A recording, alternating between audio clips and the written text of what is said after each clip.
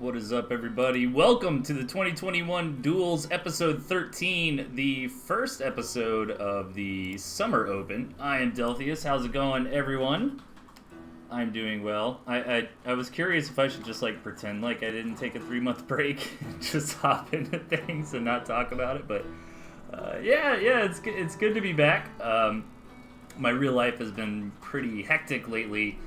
I started a new job I'm working a lot of hours at and preparing to move 1,500 miles north, so that'll be pretty fun. But yeah, I just need a little break, man. I didn't really have the time or energy, to be honest, to keep it up, but it's good to be here. I'm excited. I am hyped to continue to cover events and all those types of things, and the gentleman's always cooking something up, so what we are getting into today is the first episode of the 2021 Duels Summer. Let me quickly hop over to this. Alright, so we're going to be looking at stages 1 and 2. It's the same format as the Spring Open. And for stage 1, the boss is TnTTV. And big shout out to TnTTV. I'm sure I'm preaching to the choir for those of you who are here, but TnTTV and Kipo have been doing a lot of great stuff for the scene. The Tooth and Tail Duel Championship, the 2v2 tournament, also Tooth and Tail Talks. So if you're not familiar with them, if maybe you're just kind of an old fan and you follow my channel and popped in when you saw I was live, definitely check out TnTTV and Kipo on Twitch. I've got their links under the broadcast that you're watching right now. But let's take a quick look at stage 1 and 2. That's what we're going to be going over today. So the challengers have 4 lives, and they have 2 tries essentially to get through to the next stage. If they lose twice, they still advance, but they just lose 2 lives. So ideally, you come in here and you go 1-0. It's kind of best of ones is the best way for me to think about it, at least. So each stage has special rules and a boss associated with it. So the boss for stage 1 is TnTTV. And the special rules are extra large maps, scarce mills, so this is going to be pretty cool, no campfires, regular sized deck, and no swift units. So no lizard, no fox, no wolf. And you cannot reuse your own units from game 1 except for squirrels. Now when we head to stage 2, we're going to be up against Cactus, a great up-and-comer in the Tooth and Tail scene. And this is going to be a little crazy. So we're only going to have a deck size of 3. I guess this is Campfires Plentiful. And it's kind of a ban and pick style, similar to a MOBA drafting, So 3 units are going to randomly get banned. And then the players are going to take turns selecting units. And then in game 2, you cannot pick any units from game 1, regardless of if you use it or if your opponent used it. So that's what we're going to get into tonight. Let me hop back here. And we're going to kind of do this sequentially. So we'll look at Rush's first 2 stages, and then Melvin, and then Satoros, and then on and on, as far as we can go until I am out of breath. So, again, good to be back, everybody. I'm sorry I kind of ghosted the scene. I know I did. I've just kind of been absent for a few months, but it's really cool to see everybody else, keeping it going, man. TnTTV out there, Kipo, of course. You've always got Big Pimp Tosh, Witty Pun 7, rocking and rolling on the ladder, so good to see everybody in chat. And I think it's about time to get this going. Yeah, I think everything looks good. Okay, cool. All right, let's do this. Episode, match number 1, I should say, with Rush and TnTTV. Oh man, I'm gonna have to brush the rust off my casting skills here. It's been a little while. On the left-hand side, we've got Rush, our challenger. And over on the right, with the handle Mini, is TnTTV, I assume. I hope. Okay. So no Swift units, so let's take a quick look. It seems like both players are respecting that rules. Actually, very, very similar decks here. The only difference is that TnTTV went for moles, and Rush went for Falcons in that slot.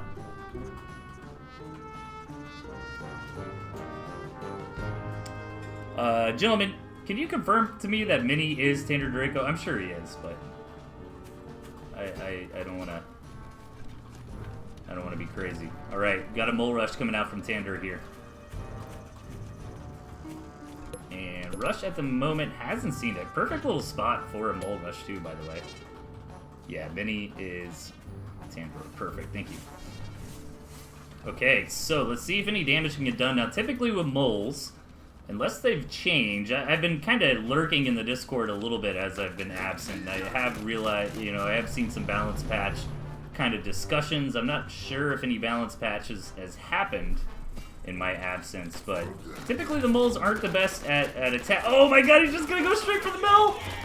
Is this gonna work? I'm sure Tander has this mapped out. He's got 6 moles! Oh my god! Are you serious? Wow. That was dirty. That was dirty. Okay, well maybe we will cover all the games on the docket tonight, because that was so fast. Alright, so 6 moles can come in on a fully saturated gristmill and knock it out. That's what we've learned today. So Rush is still fine. He just loses a life and he gets to try again against Tander. And if he loses again, then he gets to advance to the next stage, but he just has 2 lives left. Okay. Yeah, first episode of summer, but it's the 13th episode in the series. That might be a little confusing. But, alright. Let's hop into the next match. Oh, man. I know what I'm going to do on the ladder now. Alright, on the bottom left side, we've got Mini. And the opponent to the right, Rush. Mini, a.k.a. Tander Draco. Now, for stage 1, players may not reuse their own units from game 1 except for squirrels. Okay, so these decks look pretty different. I'm going to say they are different enough. Oh, wait, Rush! Rush is using the wolf. You're not allowed to use the wolf here. We've already got some technical issues, I suppose. It wouldn't be a Tooth and Tail event if there wasn't. So Rush is using one of the banned units. However, maybe he doesn't end up building it, and it doesn't matter anyway. It's still legal. Well, I thought it was banned. No Swift units, right? So you can't use Wolf, Fox, or Lizard at all, I think is the idea. Rush will be cited for a disciplinary commission. Yeah, unless he uses, or loses rather, or, you know, the wolf is never built. Then it's kind of no harm, no foul. That's true, yeah.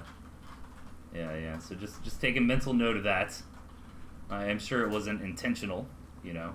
The gentleman is known for very complicated events with lots of moving parts and rules. I always kind of think about the gentleman events almost like, you know, board games. Like, there's all these crazy board games nowadays that have, you know, insane rules and stuff like that. That's kind of what it reminds me of. So far in this game, Tander Draco going up for a quick tier 2. Has Rush seen that yet? Rush actually hasn't scouted Tander yet. That is rough. And, you know, that's to be expected on this extra large map. But Tander's going to come in. He knows exactly what the opponent's up to. Rush is pretty much playing fair and square, you know. This is the Tooth and Tail equivalent of like a fast expand StarCraft build or something, you know, like a 17 hatch. It's kind of like what Rush is going for here. So 8 farm double into a gristmill, you know, being safe, you know, throwing on some additional squirrels, throwing on an extra farm or 2. But Rush will eventually find Tander up here. And right now Tander is going for a really aggressive one-base attack. I wouldn't really consider this a one-base all-in yet. You know, if he doesn't expand within the next couple minutes, then it's starting to get all-in-y to me. But right now, this is just kind of an aggressive move. And this might be rough. I mean, Rush, you know, basically has the same amount of squirrels, but no toads, no chameleons here. These chameleons can tank a lot of damage on the front, but Don't underestimate the extra damage and the tanking from the pigs, from the gristmill, so this might be holdable for Rush, especially if Tander keeps waiting. The longer he waits, the closer Rush is to getting out his own chameleons, but no, I think Rush made a bit of a mistake there, taking the full engagement. I think he should have probably tried to bait his units backwards a little bit. He just kind of slammed into Tander there, and Tander gets the job done. You know, knocks out the base, takes a fine engagement. I mean, it was cost effective, and it got the second base. So Rush, he's just sitting here. That he might have had his mouse like hovering over that concede button, but is gonna stay in it for now. So job well done for Tander. And yeah, now Tander is just going for the kill here.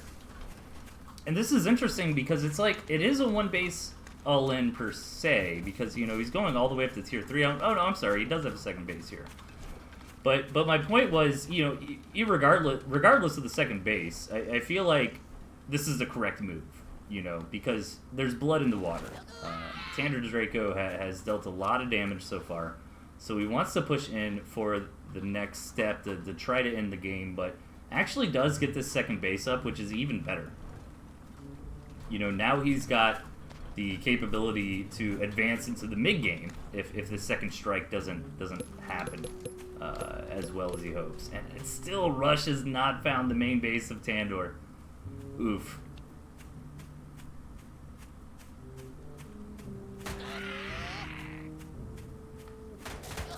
Okay, so now Rush finds a natural. He knows Tander's main must be right here. He's gonna scout it, and he sees the boar. Okay. So what can Rush really do against the boar? That's tough. Like, I don't feel like any of his units are particularly strong against the boar. Maybe enough chameleons, if you target down the boar, will be able to kind of DPS it down fast enough, but really against the boar, you're looking for something like a falcon or a snake or your own tier 3 outside of the owl. Now, one thing Rush does have going for them at the moment is a little bit of a stronger economy, but that's also kind of misleading because those additional couple farms being counted in the total up there are actually still in production.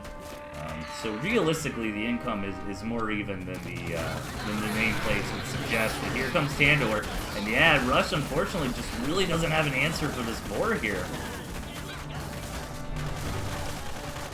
Tander's chameleons go down, but the rest of the valuable units are still alive. The boar, the falcons, and he's going to keep pushing in for the win here. Or really pull back. I feel like you just keep going. Now, Tander's going to be able to get up onto the production. And killing these Warrens, man, that's just the nail in the coffin. There's nothing Rush can do anymore. So that will be it. So far, so good for Tander Draco. And Rush in a bit of a hard spot so far, but you know what? I wouldn't count Rush down and out just yet. Those two matches were a bit difficult. You know, the first game, okay, yeah, 6 moles, target down your gristmill. What are you gonna do about that? That could happen to anybody if you don't scout it. And then the second game, Rush just never found his opponent, and scouting is so important in Tooth and Tail. So those two things combined kind of makes me not worried for Rush. Like, I feel like we can still see some good games out of him moving forward. But definitely a great showing so far from Tander Draco. But we are going to move into the match with Cactus. And the rules for this one are 3-unit decks only. And they have to do like a ban phase and then a draft pick kind of phase. So yeah, I mean, don't count Rush out. I wouldn't be surprised to see him bring it back here in Stage 2.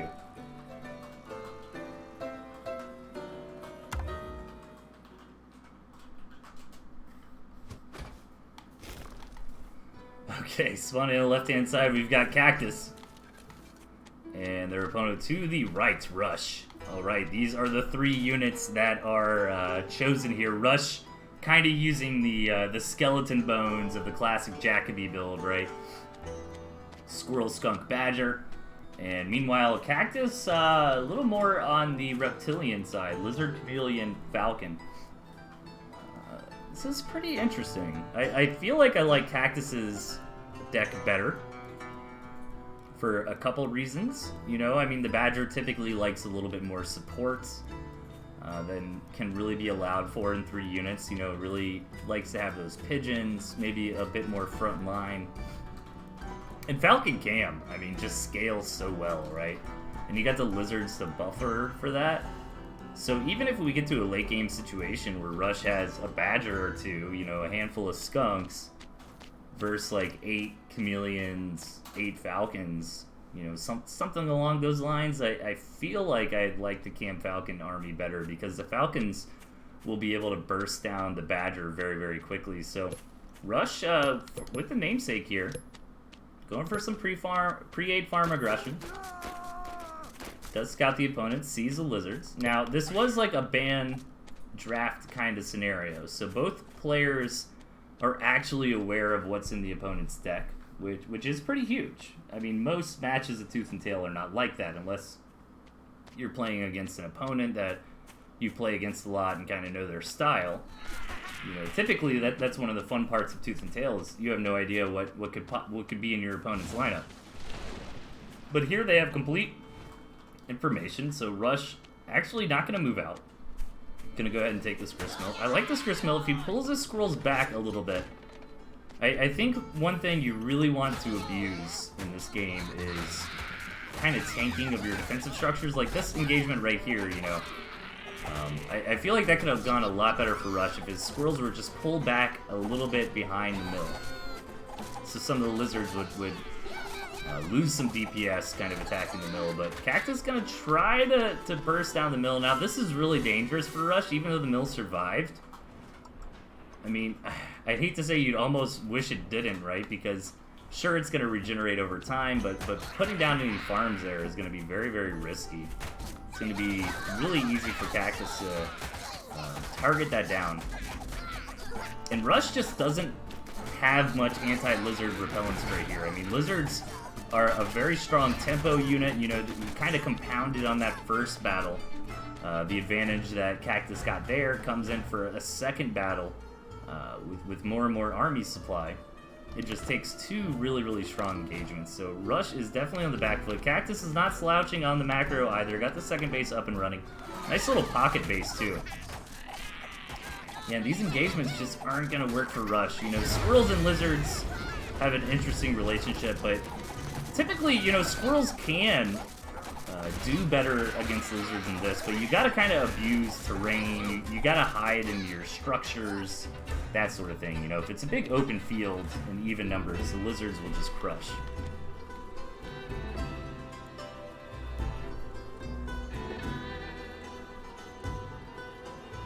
So yeah, this is going to be very difficult for Rush to come back from. Now, Rush did have this pocket base too.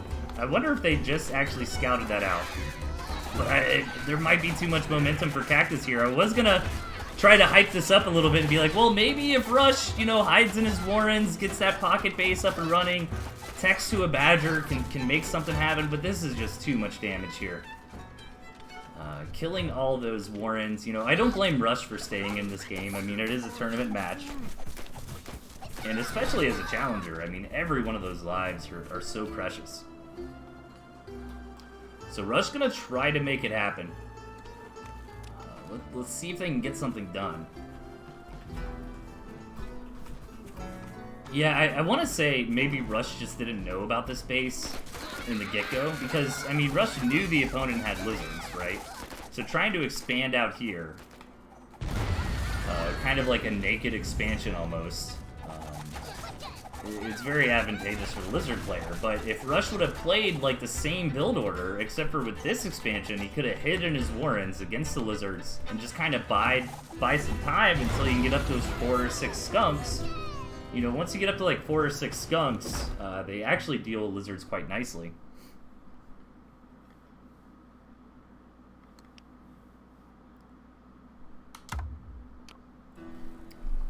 Okay. Let me take a life off Rush. Down to 1 life left. There's no forgiveness, right, Jen? I mean, I know.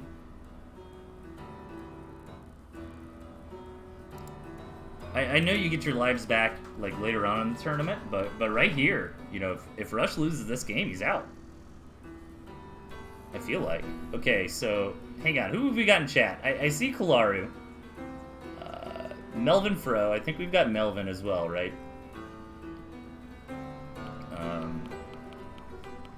So I do want to kind of prioritize casting the people who are here. Who is Melvin on Twitch? Is it... How do I not know that? I thought it was Melvin Fro. Yeah, Melvin Fro's here. Okay. Okay. Sorry, I'm trying to to prioritize who's here in the chat. Master of Nonsense, I know who you are, bud. I don't know what your Tooth and Tail handle is right off the top of my head. Oh man, look at this. The bot's coming in. Where are my swords in the chat? Ban. Oh, Mr. Ziggy on the bans. There we go. Nice. Bam, good job, bud. Okay. Nah, I recognize you guys. Sorry if I don't interact with chat a whole lot. I try to focus more on the matches. But anywho, let's get into this last chance for Rush here. Let's see if he can continue on. Or if this is going to be it for his tournament run. In the bottom, we've got Cactus. Toad Owl Turret. I'm about it. Up top, we've got Rush. Oh, no, what's the new thing? People are saying, I'm here for it? Yeah.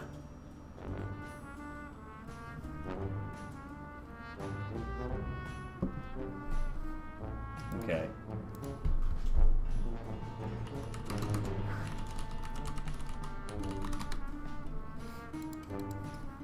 Alright, let's see what this is. So, both these decks are crazy. Now, Cactus... I mean, I like Cactus's battle plan, you know. You can kind of turtle behind... Oh, look at the spawn. Like, you really can't ask for a better spawn here. 3 bases. You can easily defend this with turrets. If you place these turrets very wisely, you can essentially cover all 3 bases with just a few turrets. You've got the toads for that. Pre-8 farm toads, Cactus. Oh man, how many toads was it for Warren? I remember very vaguely from one of the Feast episodes. We saw some big Toad Magode hits. I want to say it was something like 11. Was it 9 or 10 or 11? Meanwhile, Rush only with the moles in the tier 1 slot. Now, the ferrets are actually pretty good against the turrets. That probably had to do with the draft pick. And the snakes can perform well against the owls, you know, if you get the right hits in. Some good target fire. I don't know.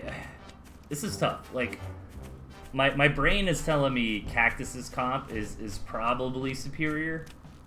But my heart is telling me go Rush, because Rush has ferrets. We'll see. But yeah, this is kind of what I anticipated Cactus to do. You know, build a turret or two, protect these bases. Now, at the same time, though, Rush has moles, which are damn good against turrets. I don't know if I agree with the snakes.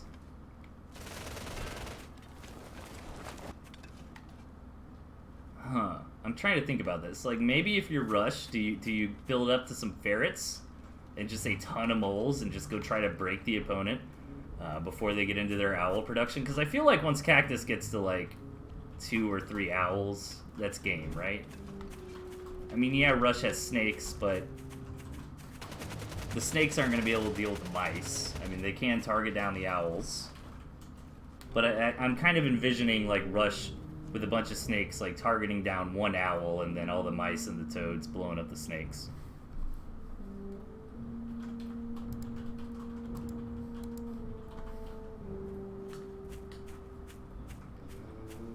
Yeah, I think the move from Rush here would have been to get into 2 ferrets. I don't even know if I would have expanded. I think I would have went 2 ferrets and just a ton of moles, like 12, 15, 18 moles, and just went for it. But at the same time, I mean, the toads are going to be pretty good against the moles, right? Because the moles are going to be all clumped up. Especially when they move. So these toads could really take some big hits. I'm not sure what the math is on the toad versus mole interaction, but yeah, this is exactly what I thought Cactus would do for sure. Maybe getting a little crazy on the turrets here. I think 3 probably would have been enough.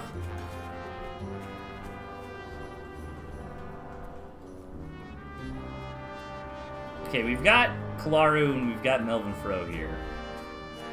So I'll make sure to prioritize those matches. Yeah, here come the owls, you know. I feel like Rush is the beatdown. Like, there's this concept in Magic the Gathering, like, who is the beatdown, right? And that's very important to kind of figure out in matchups. So, you know, in a mid-range versus a control deck, the mid-range is typically the beatdown. Aggro versus mid-range, aggro is the beatdown, right? And the beatdown is the person who needs to end the game before the late game, before the big heavy hitters.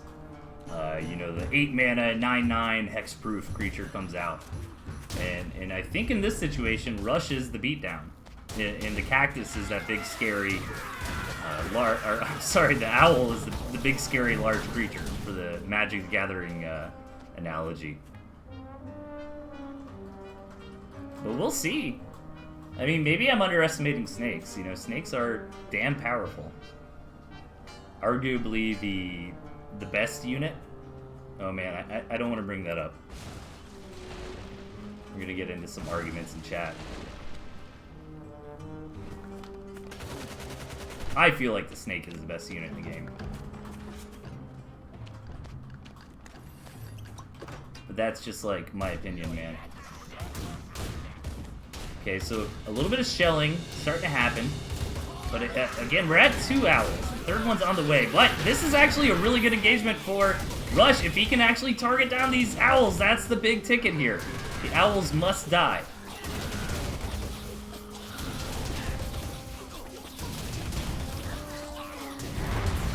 Okay, denies the 3rd base. But the 3rd base wasn't really saturated yet. The snakes are coming in, doing the ferret's job. But for this to work, I feel like that engagement that just happened, like, Rush really needed to kill an owl. I don't know, man. Maybe I'm wrong. Maybe snakes are tanky enough. They do have a lot of HP. They're kind of surviving here on the front line, but here are those mice. Yeah, and the toad should clean up the rest of it. And then these ferrets are just so vulnerable against the mice toad. Man, I think this could have worked for Rush. Even with the same line of play that we just saw, if Rush would have got a kill on an owl. Because now we're too late, man. Now Cactus has that enormous creature on the board that Rush just has no answer to.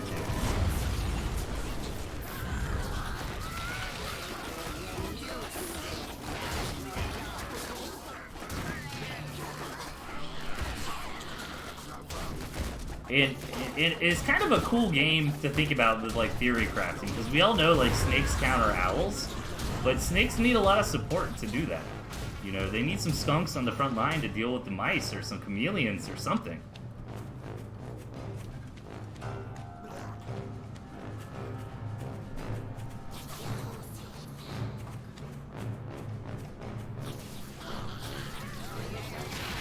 I think Rush could have won this game, but I think Rush needed to rush for that to happen.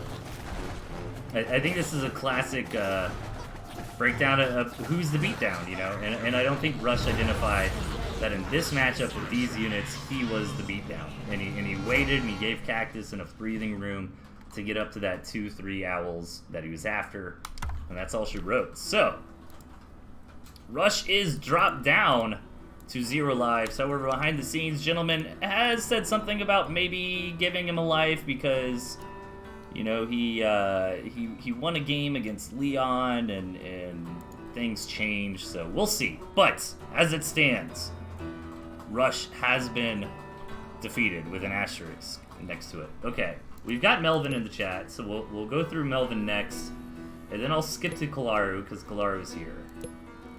Alright, so let us do this. Is that gonna fit? Oh man, like a glove. Okay.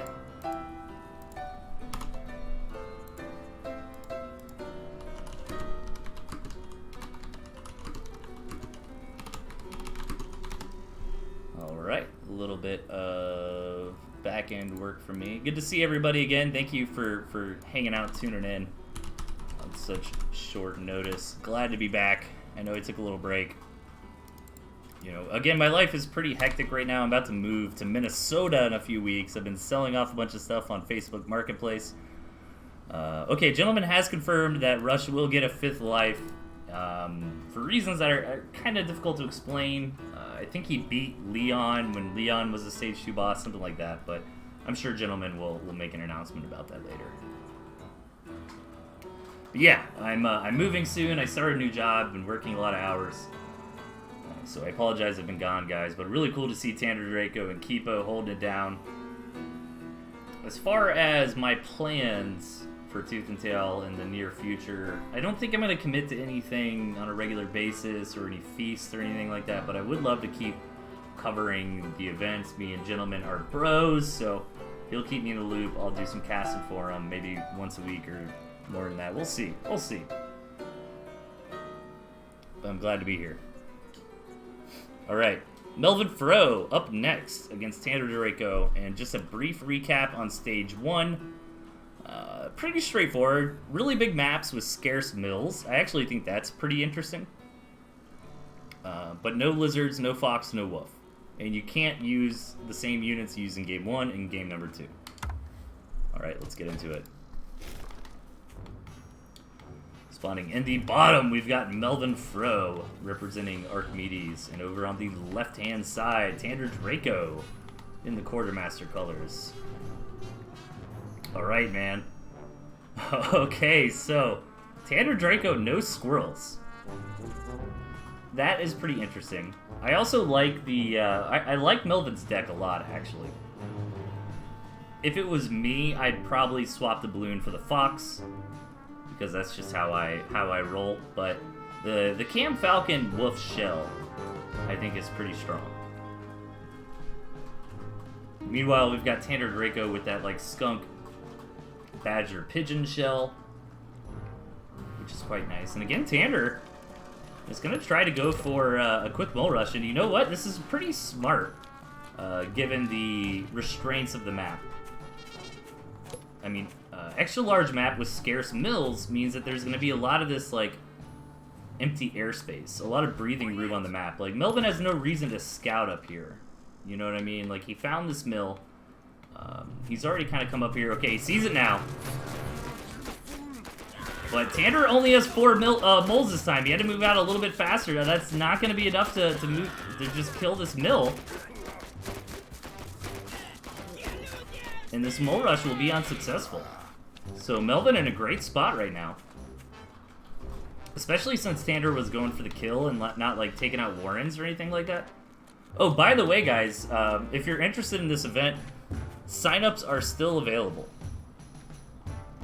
Hang on, I gotta move up a little bit here. Signups are still open. All you gotta do is get in contact with the gentleman.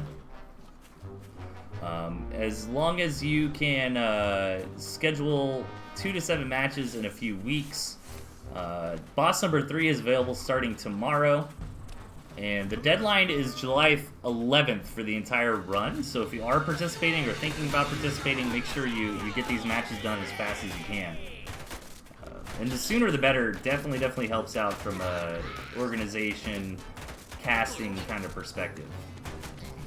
Alright, Melvin Fro with a really strong counterattack here. This barbed wire preventing Tanner from just straight up dying, but Tanner taking some pretty heavy losses here. A couple farms going down.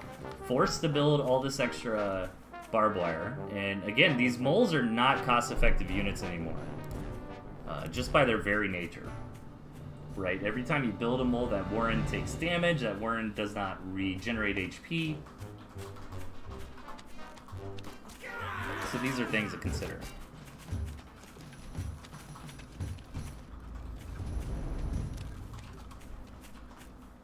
Oh, Wolf is banned. Dang it, I forgot about that too. Okay, we'll see if Melvin actually builds a Wolf. I don't think so, because Melvin smells blood in the water here, comes in for another attack, and he runs in for the kill. Okay, so Melvin with the banned Wolf. I didn't even realize it. But still advances on, so nice. Alright. I think that's really smart, though, the more I'm thinking about it from Tander, going for these, like, mole rushes. I mean, now it's been revealed on stream, right? And that's another benefit of, like, getting your matches done early, because you don't give that boss the chance to play a lot of games, right, with the restraints, because fundamentally, the boss has an advantage coming into the match, in my opinion, because they have a larger number of games under their belts under the specific constraints, you know, so if you're one of the people that's really quick about scheduling your matches, you know, knocking out stage 1 and stage 2 real quick, you don't let those bosses kind of refine their play.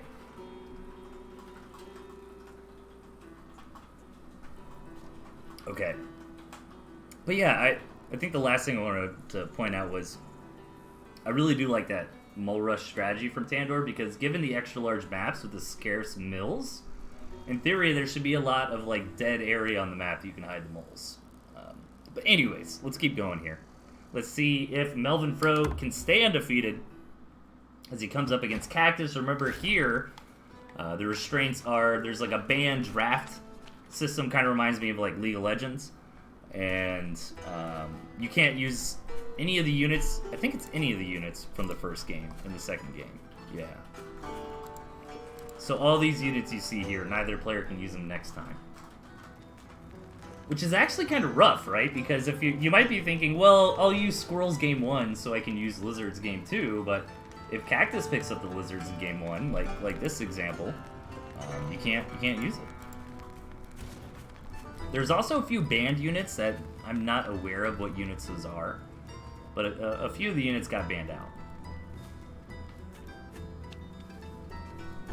Okay, so Cactus with the 4-farm double here. Melvin scouted it out, though, and is responding with a 5-farm double. In theory, this is pretty aggro 101, Tooth and Tail. Melvin should be just fine. I like the decision to rush those, a very short rush distance map. And if Melvin just kind of hadn't scouted so quickly, you know, maybe went out this way first and didn't respond in time. You know, sometimes you can see that your opponent's going 4-farm double, but it took you so long to find their main base that you actually don't throw your Warrens down in time, if that makes sense. But nope, Melvin able to do so. So no harm, no foul, pretty much. I think if you're really cutting hairs, Melvin has a slight advantage because was able to get the farms down a bit quicker, but honestly not really going to matter. The important thing here is that really no units died, or if a unit died, it was like one lizard or something, so pretty negligible. Let's see how the game progresses. Melvin's got this nice natural on the low ground, but that's kind of expanding towards the enemy. And again, we're on this, like, I'm pretty sure it's Plentiful Campfire, right? Yeah, Plentiful Campfire, so lots and lots of campfires around. And what that kind of suggests to me is shorter, faster, in-your-face matches, right? Because campfires are pretty good at, like, extending a one base all-in or something. You know, you don't necessarily commit to taking a second base, but you grab a couple of campfires, and that keeps your economy going after the 5-minute mark. But Melvin will go ahead and expand. And as far as army comps go, I like the Cam Falcon a little bit better. This is pretty similar, well, I guess not really, to the match with Rush. I mean, the only similarity, I suppose, is owls and snakes. But Melvin's got a better supporting cast for his snakes. You know, he's got the cams and he's got the squirrels to buffer against the mice. But Cactus not messing around, diving in here with a lot of lizards. One Warren did fall, forcing his cell on another. So overall, I think this is a nice attack here. He kills a couple Warrens. Ooh, gets another one. Yeah, 2 or 3 Warrens have fallen, plus a pig. Melvin did sell a Warren and sell a pig, but oh my god, this is snowballing damage here. Melvin is in a lot of trouble. You know, lizards on a such short rush distance map like this. You know, to be honest, Melvin was a little bit bold with that expansion. He expanded, and he was building up a couple extra farms, like, knowing the opponent has lizards, knowing the opponent hasn't expanded yet. And Cactus really coming in here and punishing him for it. I think this might be a Cactus win. Let's see if he's got enough to just kind of get through. Yeah, these warrens are going to start falling. A couple squirrels are being produced, but I don't think it's going to be enough. Going to clean it up for now, but Cactus can just kind of keep rinsing and repeating. That's the problem for Melvin. Especially because some of these warrens are a bit far away from having, like, pig cover. Yeah, so Cactus doesn't necessarily need to get the killing blow with any of these attacks. I actually don't like attacking the middle there. I think this is a really... I think Cactus has tempo, but it's on a very thin margin. Like, he needs to keep just busting in here. Killing the squirrels, killing a warren or two, rinsing and repeating until the death blow. But Melvin's been able to stock up a decent amount of squirrels, but still the positioning on the squirrels isn't the best. They're a little bit exposed. They weren't kind of tucked into the warrens. But this time around, you know, Melvin has enough. He's going to be able to push Cactus back. Cactus does have this campfire going. And Melvin did lose a warren there. And yeah, I think Melvin stabilized, man. I think Cactus, as weird as it sounds, like, I think when Cactus attacked this mill, that's when Cactus lost the opportunity to just end the game with the momentum that he had. Because I think what he had to do was, you know, run in there, trade, but on top of the trade, I get a warren or two, rinse and repeat. But Melvin's been able to stabilize, and actually this mill still being alive is quite nice because he can just throw down some farms here. Cactus moving into some skunks. Does Melvin get the tier 2 scout? Does not. And Melvin really wants to macro up here. Cactus is actually on 8 farms. Keep that in mind. So it's 8 farms to 4 right now, with an extra 2 on the way. Alright, lizards moving in. They are going to be able to snipe that warren. Nicely done by Cactus. Hey, Tickle Bandit, what's up, man? Thank you so much. Good to see you, dude. Man, I've been watching a bunch of StarCraft lately. I don't know why, I just kept thinking about, like, watching your streams. I might get back into playing some Zerg myself. I went pretty hard on Brood War a couple months ago and started getting decent again at it. But Brood War's such a slog. Alright, Melvin pushing in. One skunk did go down. Yeah, Brood War is a ton of fun, for sure. It's so interesting to me, like, how different StarCraft 1 Zerg compared to StarCraft 2 Zerg is. I mean, it's literally like playing an entirely different race.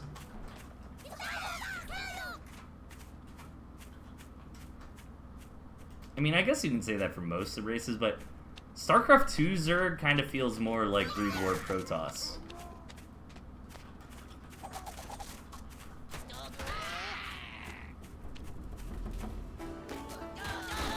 Alright, I like Cactus's comp on paper here. He's got the double skunks, he's got the lizards. But Melvin is still holding. Oh, he needs to get the skunk. At least TVP, I agree with that statement. Yeah, fair enough, fair enough.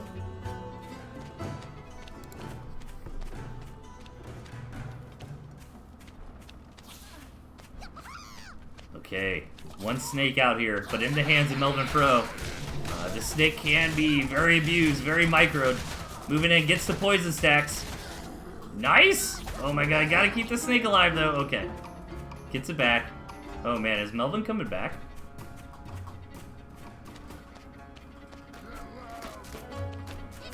Yeah, Cactus is performing really, really well. I mean, Tanner Draco is a great player as well. So it feels like these first couple bosses are really, really stacked.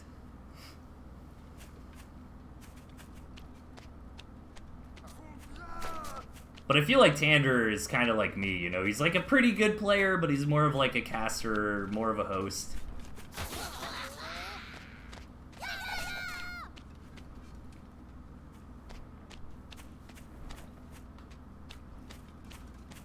I cannot believe Melvin actually stabilized. To be honest, I thought the Lizard skunk push out would have done it, but Melvin with some good target fire, with some good positioning, was able to weather the storm. Now has got into the snakes to deal with the skunks, and very smart from Cactus here. Actually just sells off the skunks. I like that a lot, because Squirrel Snake is just really, really vulnerable to mass lizards. You know, lizards are basically the counter to snake in my mind. Yeah, gonna be able to get in there, jump on those snakes, no problem. But there's enough squirrels here to just deal with these lizards. And who's running out of gas first is the question. Actually, economies are still pretty even. It's gonna be easier for Cactus to continue to expand, like up to the 9 o'clock area. Meanwhile, Melvin's really only option is to take the 3 o'clock, but we can kind of take these campfires on the way. However, if we really get into a game like that, like the lizards are going to be quite valuable to be able to do all kinds of flanks and sneak attacks and those sorts of things. Okay, this time around, Melvin getting a little bit too big for his britches here. Loses the snake on the move out. Oh, nice sell on that farm. Not going to let the lizards pick that up. Tickle Bandit with this gift sub. Thanks, dude.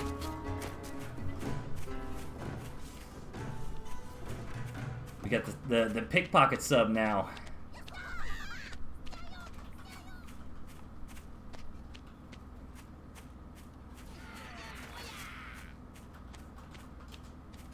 I need to check out some Tickle Bandage. Have you still been streaming lately, QQ? Have you been doing StarCraft or anything? I've tuned into a couple of your StarCraft streams. I actually really enjoyed watching you play.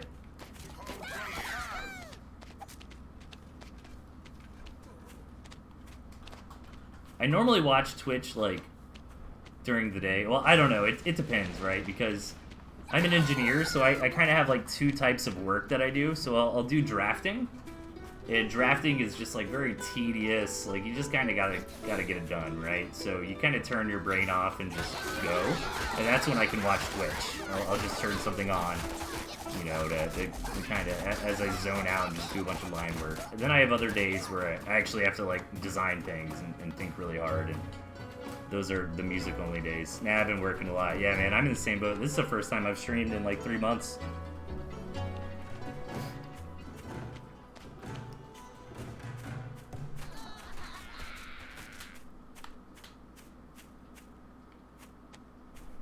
Man, this match has been crazy. We're almost 12 minutes in.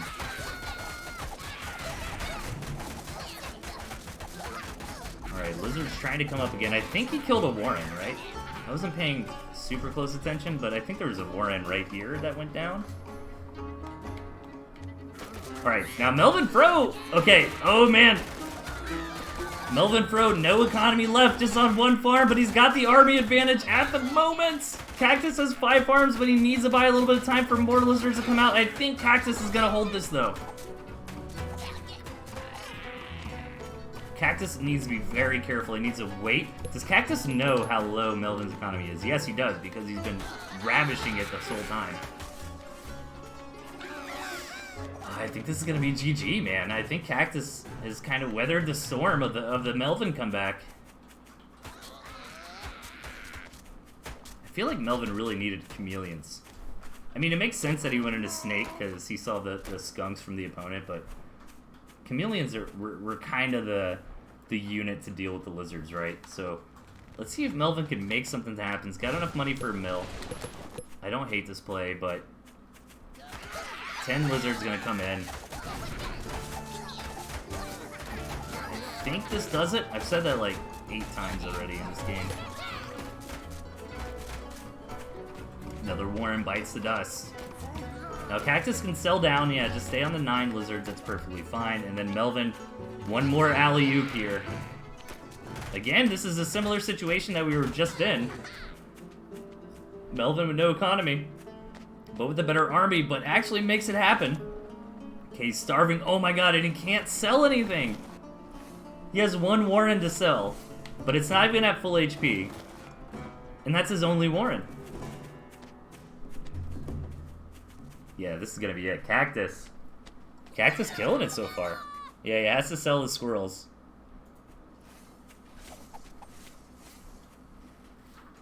This is rough stuff.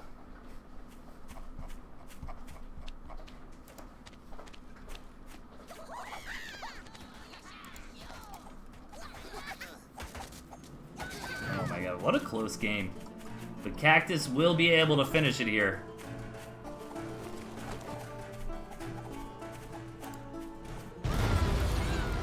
Okay. GG. That's only 1 life out of Melvin, which is not bad. If Melvin is able to win here, he's going to advance through the first 2 bosses, only losing 1 life.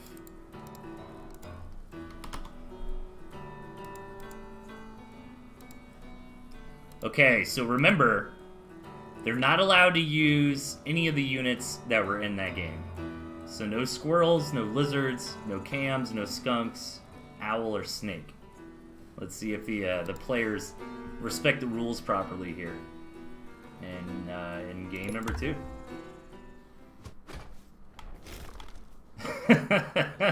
Cactus! Oh my god, man. In the bottom right, we've got Melvin. Up in the top left, Cactus. Dude, what a deck out of Cactus. Mole wire turret. Melvin with the 4-farm toad? Okay. I'm not sure who I'm more hyped for. Like, Melvin's deck kind of makes more sense. Maybe, like, Cactus got the first pick here, took the moles, and Melvin's like, okay, all I'm left with is toads. And kind of, like, makes a deck out of that, you know? Toad, Falcon, Boar, sure. Let's give her a go. But Mole wire turret.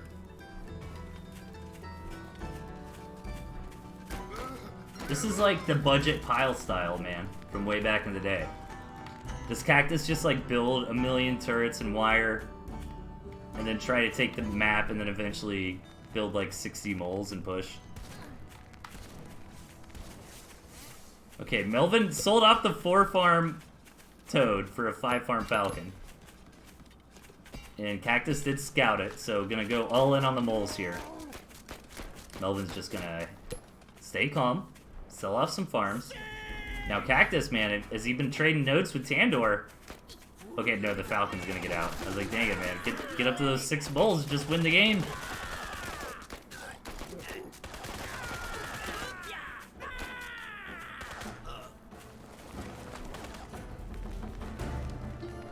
Alright, nice try there from Cactus, but I feel like Melvin's in a pretty good spot.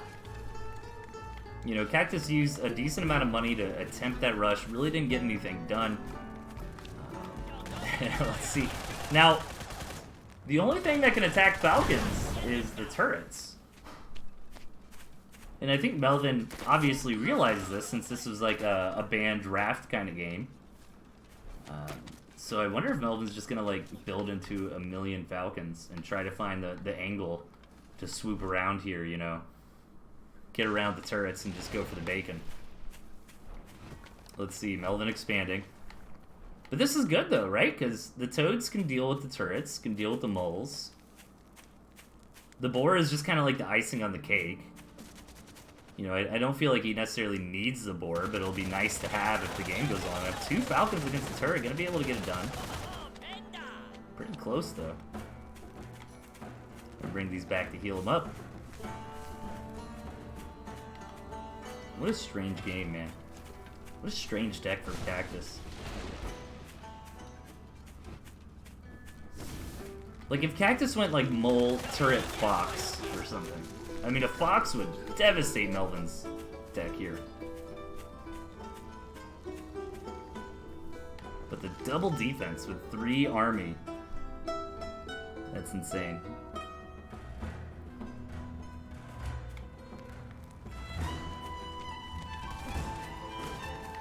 I mean, I don't even know who to root for here. Like,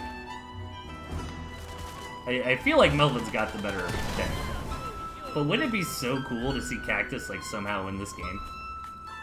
Look at this. Melvin really staying on top of that commander, too.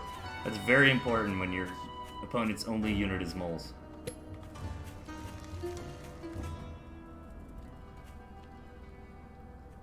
Yeah, I could understand one or the other, right? Like, take the turrets or take the wire. But taking both is very, very curious to me.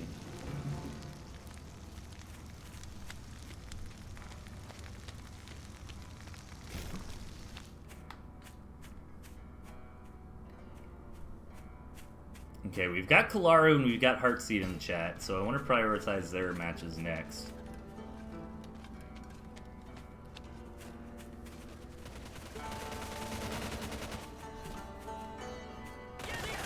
Melvin's gonna be able to pick off these turrets, you know, one by one, kind of. Ooh, actually gets two there. I mean, you gotta get those moles away. Moles should be able to throw their hammer just once. Just one ground air attack per mole. What do you think, chat?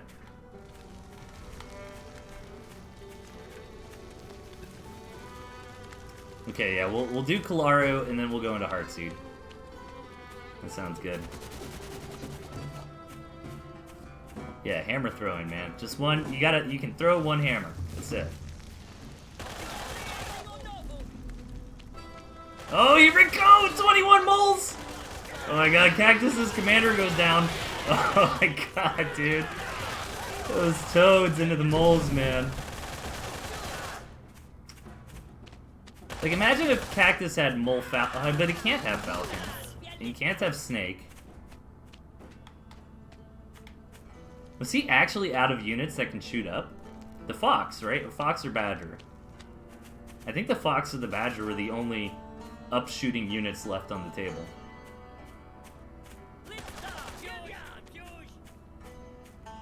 Did get the campfire, yeah. Was it worth it? Maybe it looked worse to me than it actually was. But Cactus doesn't have any mid-game or late-game here. Like, the late-game of Cactus, I feel like, is trying to be sneaky and building some moles in a spot you're not expecting. Cactus did scout the Tier 3 Warren.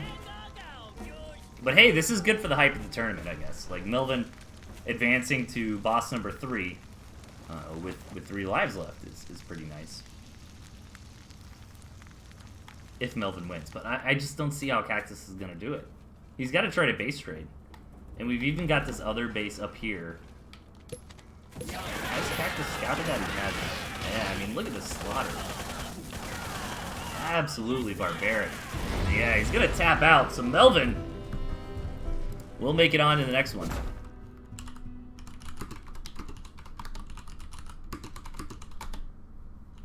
Okay. Give me like a 1-minute break. And then we will hop into Kalaru's stages. So I'll go ahead and set up that scoreboard.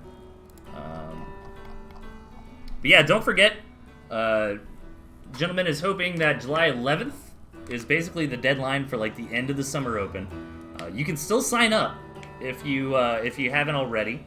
Still accepting some more challengers, and boss number 3 is available starting tomorrow. So if you're already in it, try to get those boss 1 and 2 games if you haven't done so already. If you're interested in this, you can still join it. And yeah, let me set up Kalaru's game. Yeah, Kalaru. Now I'm curious if Tander is going to go for that mole rush again. I wonder if that's just his, like, his calling card for the first match.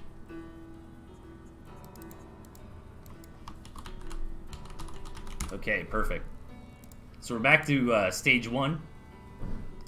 And give me like a 1-minute break and we'll hop into it. So BRB in just a minute or two.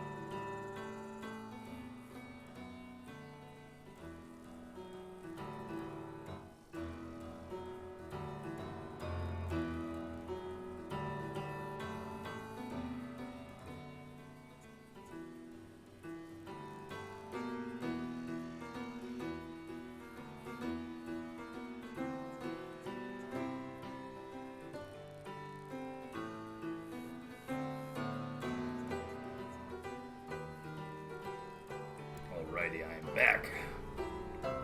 We're gonna get into Kalaru's stage 1 and 2 matches. Man, it's been raining here for like 2 or 3 weeks straight. I love it. I'm a water Pokemon at heart. All right, let's get into it. I'm curious if Tander is gonna go for this Mole Rush again. Let's find out.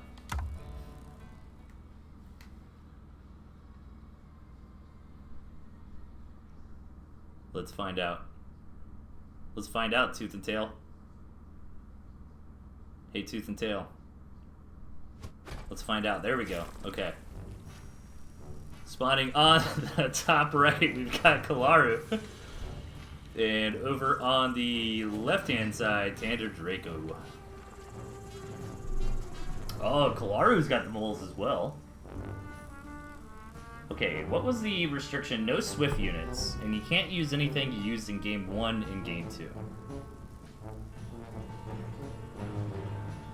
That's pretty much it. And we've got these crazy maps. Look at this. Look how big.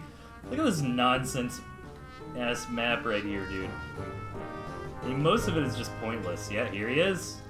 Here he goes. Just one mole. Ooh, on the corner pig? I don't think that'll work. Oof. It's alright. It's gonna wait.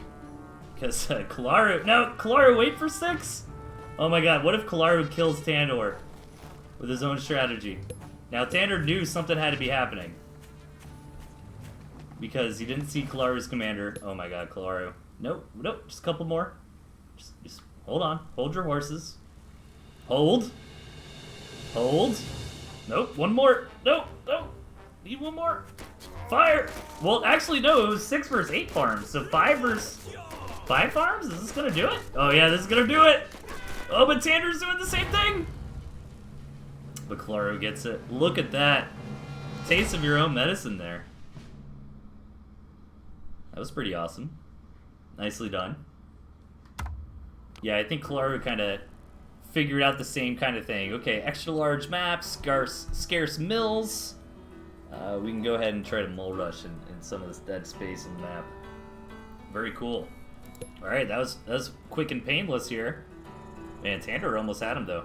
You know, if Tander didn't send that first mole in, I wonder if he would have had it. Because I feel like Tander started the mole rush first, but I could be wrong.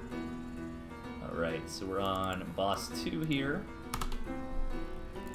Wham bam. Pit bop bap, bing bang bong. Oh man. There was my wife used to watch Law and Order Special Victims Units like all the time. There was some episode where there was like this dorky FBI investigator that always said like bing bang bong. We just kind of picked up saying it. Alright, stage 2. Kalaru vs. Cactus. Remember, this is only 3 units and they have a banned draft phase. So let's take a look at what the results of that unfolded here. Kalaru with the Squirrel, Falcon, Owl. That is very solid in my opinion. Meanwhile, Cactus with the Toad, Snake, Fox. Alright. This is another brain versus heart scenario. Because my brain says Kalaru, but my heart says Cactus, right? Like, come on, man. The snake, you know, I can take it or leave it. I'm a weird guy when it comes to meta and like meta units that I think are too strong. It's hard to explain. Like if I'm playing Tooth and Tail, I feel like the snake. I mean, too strong might be bold. A lot of you guys play a lot more than I do, and you're like, well, actually, you're wrong. Delthius, you just deal with snakes like this. But I feel like the snake is like the strongest unit, right? So I try to find a way to not use the snake to deal with it. Or like in Magic the Gathering, you know, the meta deck, right? Like I might try to homebrew a deck that I think can beat Dimir Rogues or something. So I like the Toad Fox aspect of this because I feel like the Toad's in the tier 1 slot. I mean, Lizard Mole must have been banned. I'm not sure where I was really gonna go with that, but I wish I could see the banned units because I think that would give a lot more context. I mean, at the same time, I'm kind of happy that I can't. Because it's just a lot more work for the caster. Like, then I have to make a little thing on the screen that says, like, banned units. But I guess it's not that big of a deal. So Kalara's coming in with the rush here. And this is really smart. He knows that the only cheap units that Cactus has available are Toads. And if you kind of bob and weave and get the right angles here, these squirrels can shoot down these Toads before they're able to commit. Really, really good micro here coming out of Kalaru. There's a lot of dangerously low squirrels though, but gonna move in and just try to get the kill. Dude, Kalaru is like speedrunning the 2021 Duels, man. He's gonna get the first 2 bosses knocked out in like less than 6 minutes of game time here. Look at this.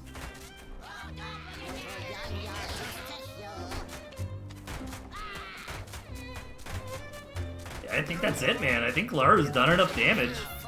Kinda sloppy on the micro there. He lets a couple Toads come in and connect, but Cactus can't stop the pain.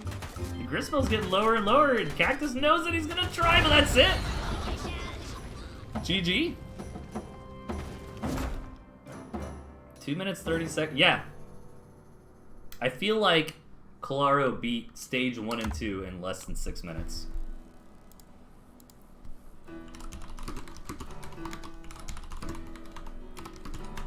Tip of the hat to Kalaru there.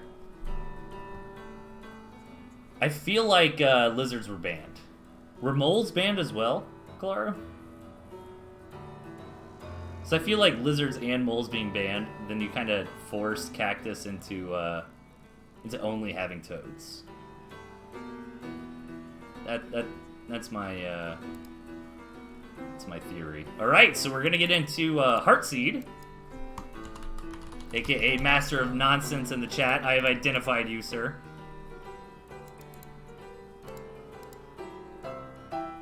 Versus Tander Draco.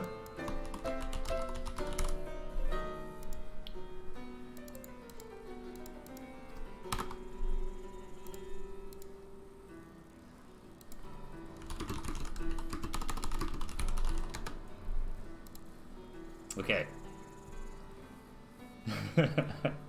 I recognize the name Master Nonsense, man. Of course I recognize Heartseed. I just didn't realize the two were linked. It's been a little while, man.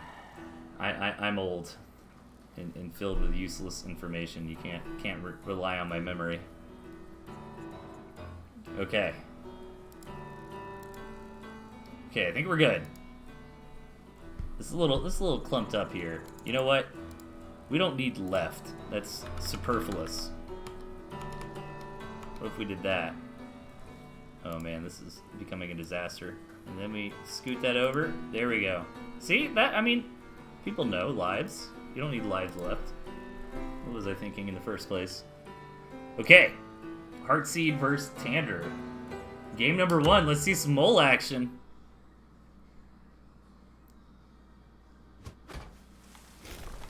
Alright, in the bottom, we've got Mini, aka Tander Draco. Over in the top right, Heartseed, the challenger. No moles for Heartseed. Big mistake.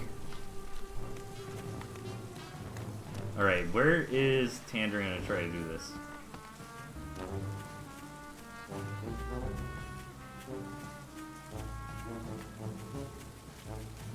Let's see it.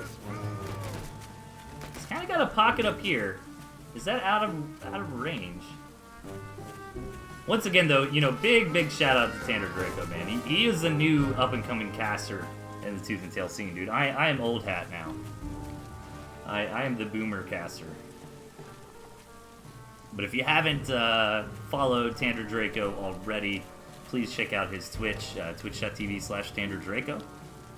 Kipo as well, the two of them are crushing it. They have a Tooth and Tail talk show. They're hosting the Duel tournament. Love to see it. It's really nice knowing I can kind of take a break from the scene as needed, and I know there's other guys kind of carrying the torch. It's awesome, because Tooth and Tail is such a wonderful game. And really deserves more coverage and more attention than it gets. And one of the best things we can do as a community for the game is not only, of course, play the game, but stream on Twitch and make events and all that kind of stuff. So, love to see it. Heartseed expanding already. Now, so far I like this opening better for Heartseed. I mean, the rush distance on this map is very, very far away. I mean, yeah, Tander is getting into some skunks. Tander did want to try the moles, but didn't quite have the pocket that he needed to get that done. Now, Heartseed going to move in for a scout, but does not see the tier 2. Nicely hidden up here on the high ground. Even leaves himself a space here to put that Badger later. Now, I like this better for Heartseed, but I'm worried if Heartseed does a big farm explosion. I think he could maybe build, like... He could for sure build one more farm, right? 2 more farms might be too much if Tander doesn't expand. Okay, Tander is expanding. So yeah, so far, I think Heartseed's in a very nice position here. He's got the advantage on economy, got the advantage on army tech. As long as he can hold out this attack, which he knows is coming.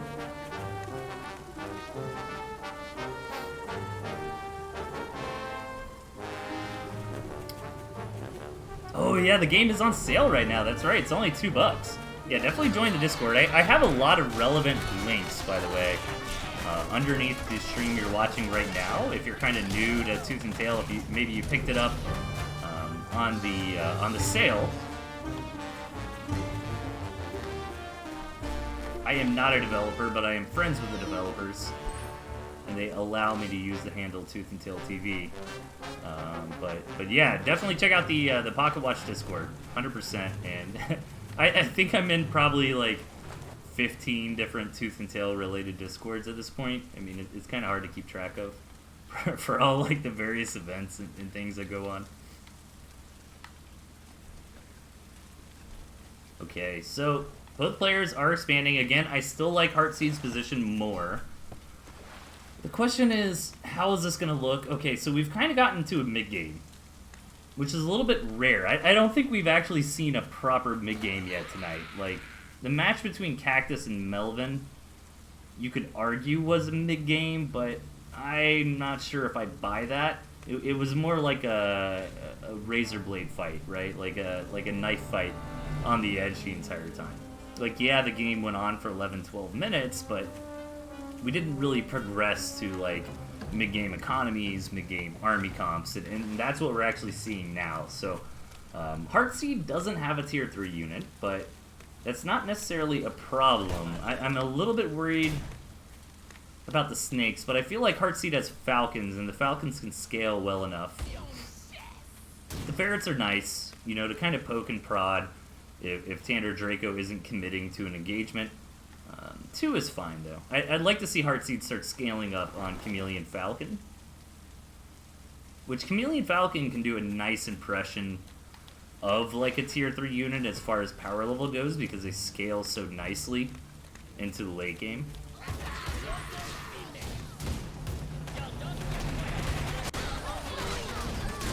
Alright, Heartseed's gonna take the fight here. And so far, so good. It looks like Tander's trying to build some moles here on the front line. But Tander is pumping through at the moment. Still got plenty of squirrels on the front line here to tank some damage. These pigeons are doing so much work. Keeping the Falcons alive, and that's it. Tander is going to tap out. Yes. Okay. Nicely done by Heartseed there.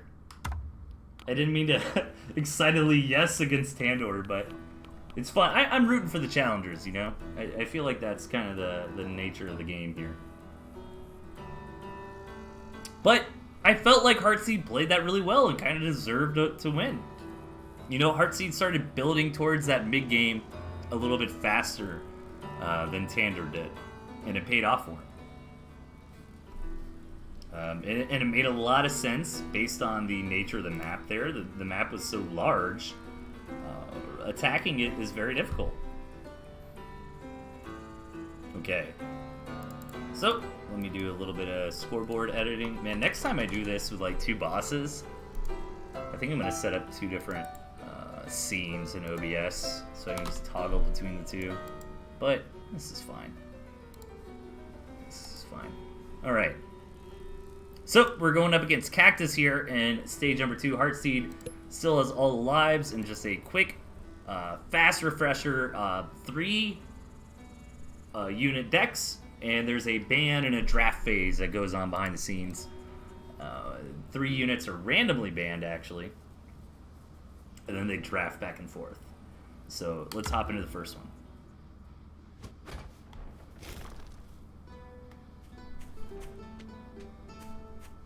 Oh, Mishi was hanging out. I feel like he was in an event recently. He was in the clan event that we all did, right?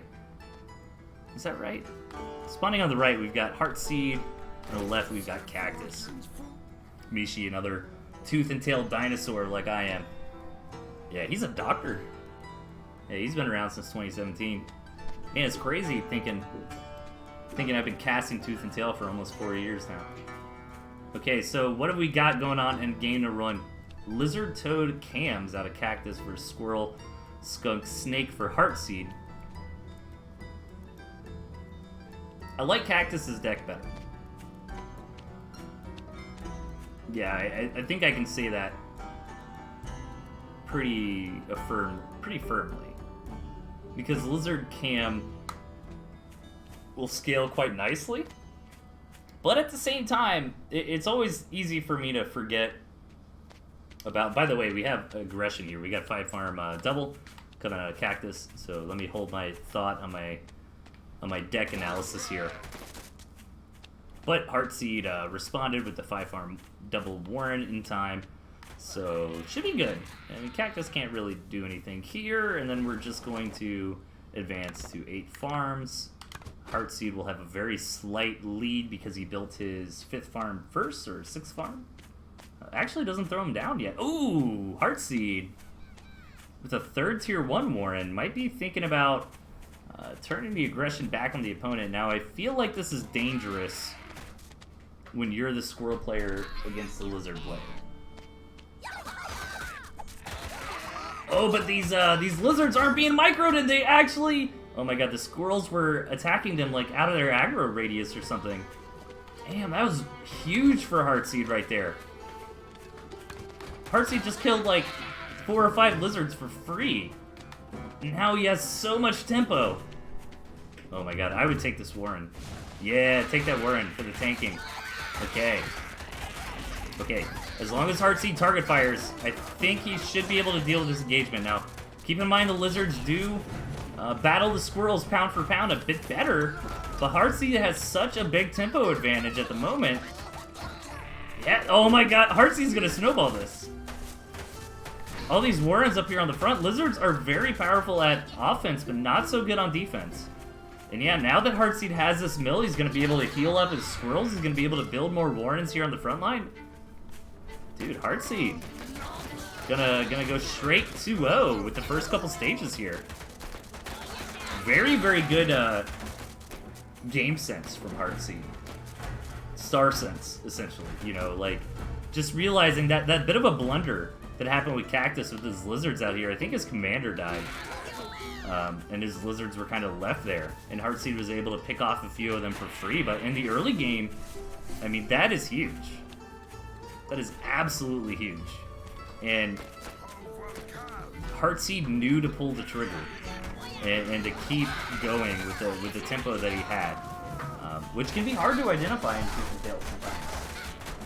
You know, sometimes you'll have windows of tempo and momentum that you don't recognize, and you just kind of go into a macro game, and then all of a sudden your opponent is kind of back toe-to-toe. You know, one nice thing about Tooth and Tail is it's very easy to, well, easy is the wrong word, but it's very possible to come back in games. You know, even if you're down by a significant amount, if your opponent doesn't capitalize on that in the correct way, they can give you breathing room to come back. But Heartseed did not let that happen. I don't like this additional gristmill pickup from Heartseed. I don't think Heartseed realizes how far ahead he is, and is just being very, very careful. But I mean, look at this, man. 22 squirrels to like 6 lizards. Yeah, absolutely not. Get out of here, Cactus. And Heartseed, like Kalaru, gonna go ahead and go undefeated for the first couple bosses here. Nicely done.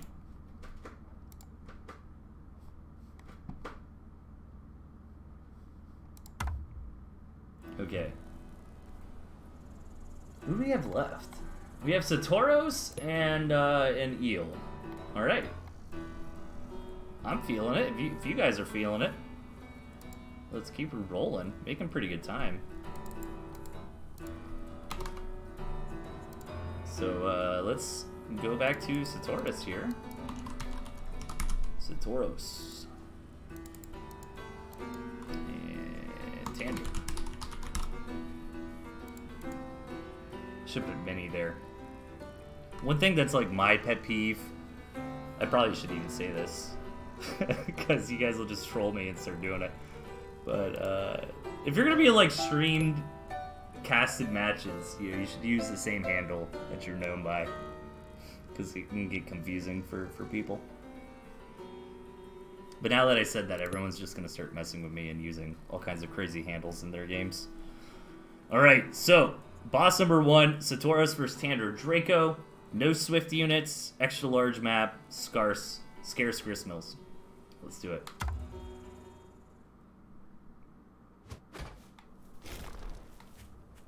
So on the left-hand side, we got Mini, also known as Tander Draco, boss number 1. And up in the bottom right, we've got Satoros, the challenger here.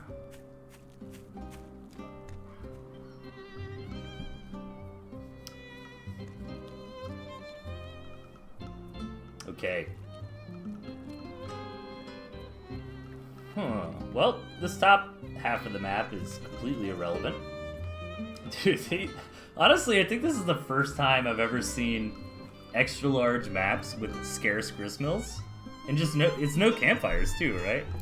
Like, this is such a weird map gen. Yeah, no campfires, scarce gristmills. Like, look how huge this map is, and there's one expansion for both players.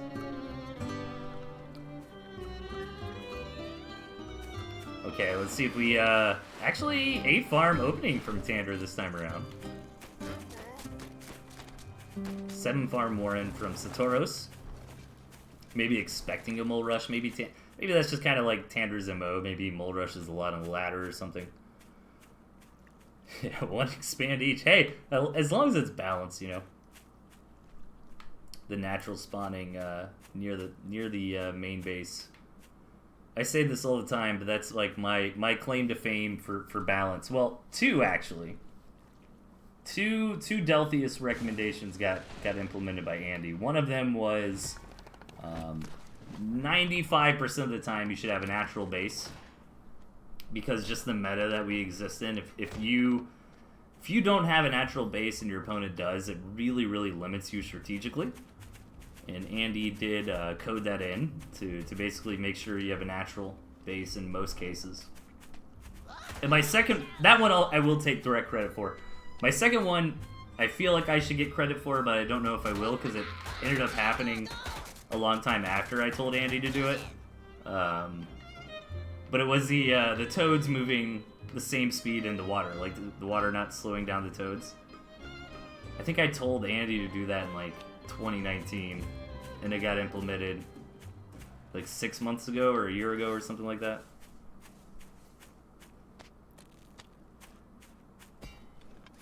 It's hard to recall exactly. So I still feel like I get credit for that, because I was the first one to be like, come on man, toads are amphibious. They shouldn't get slowed down in water. But it was more like a joke than anything else. But it actually got put into the game. So there you go. Tander, 1 base attack here. Makes sense with his deck. Got up to the skunks, got up to a couple pigeons. Gonna reinforce some moles. That one mine actually gonna be irrelevant because of the pigeons here healing on the back line. Let's see what Satoros has though. Already getting some poison stacks on the snake. On the skunk. But that snake's gonna go down and doesn't trade because oh no, it does. Okay, it gets one of the skunks here. These pigeons actually doing a lot of work on the back end. Oh, the other skunk is gonna go down though. So starting to look better and better for Satoros. I don't know. I mean, he lost that mill, but is that really a big deal? I mean, it's just as bad as losing like a tier 1 Warren. It's actually better than losing a tier 1 Warren. I don't think that's a big deal. I think Satoros is okay, because yeah, he lost the mill, but I feel like he got a better trade out of that than his opponent did. But Tander's going to come back in. Well, actually going to move back. Okay, yeah, I was going to say, he doesn't have his tier 2. And although there are a couple pigeons here to help support this army, I like the snake versus the skunk kind of matchup. The snake's definitely got the advantage there. And yeah, pigeons are great, but pigeons are more about sustain for pushes than they are to actually keep a unit alive through damage. And what I mean by that is, like, if these two snakes hit a skunk twice, right? Those 4 stacks of poison, and the pigeons aren't going to be able to heal through that. Oh, here we go. Badger hitting the board. Did Satoros see that? It's actually in a really interesting position, because Satoros could see it if he, like, creeped up against this wall right here, but ideally, if I'm Satoros, right, like, I'm going to scout kind of like this. And then I'm going to poke in and look at the second farms a little bit. And I'm probably going to think the tier 3 is going to be, like, back here. Okay, Satoros does actually move against that wall, like I was saying. Like, I feel like that was his most likely opportunity to see that tier 3. And sure enough, he did do it. So he sees the tier 3 is on the way, and is going to try to make something happen with some moles right here, right now.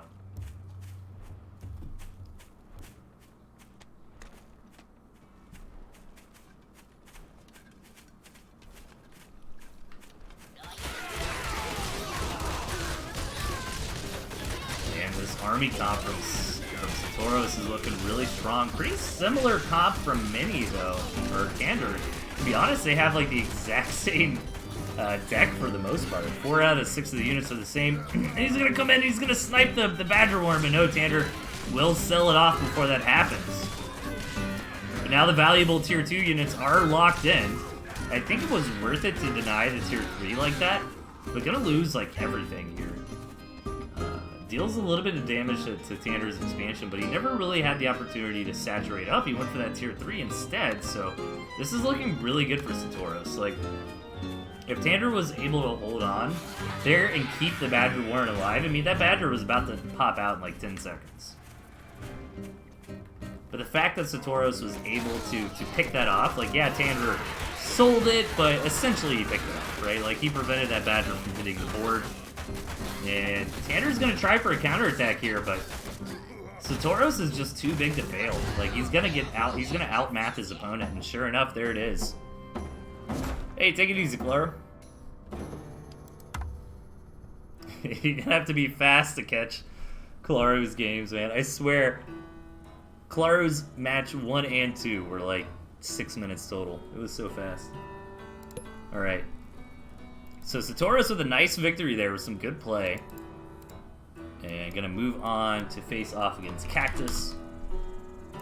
Our second boss, for those of you who are just tuning in, the second boss rules are 3 units in your deck only, and there's a ban and a draft phase. I'm not going to get too much into detail on that, but some units get banned, and then the players go back and forth and draft, and then if there is a second game, you can't use any of the units from the first game. So far so good for Satoros. Let's see if they can keep it rolling here in really game 1 of Boss 2, I suppose. In the bottom we got Satoros, and up top Cactus.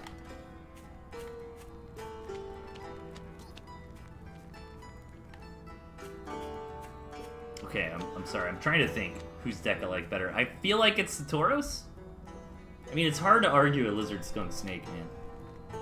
Like, that is so solid. That's like a solid core. Like, if you're a new player, maybe you just bought the game on the Steam sale, you want to play online, make a deck with Lizard Skunk Snake, you'll be fine. Squirrel Toad Falcon can make it happen, though. It's really easy to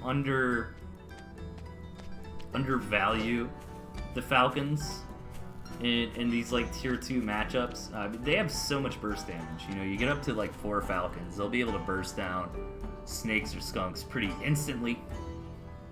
I think Cactus... Now, part of me wants to say Cactus has a better late game potential because he does have the Falcons, but at the same time, I mean, Lizards scale into late game quite nicely.